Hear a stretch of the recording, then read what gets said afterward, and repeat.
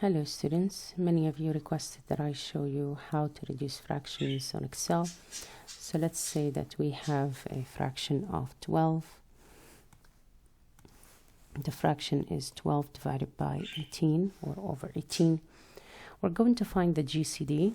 GCD, we're going to use the greatest common divisor function on Excel, which is basically you're going to take the GCD of the first number and the second number. Doesn't matter the order of these numbers.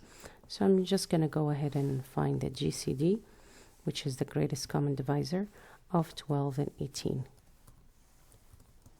And the answer is 6.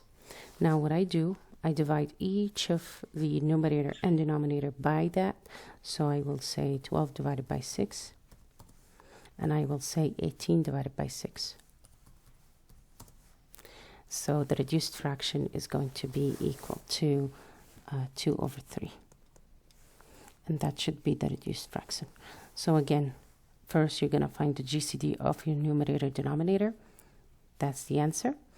Then you're going to divide both numerator and denominator by the GCD, which is what I did here. And then that will be your reduced fraction, basically.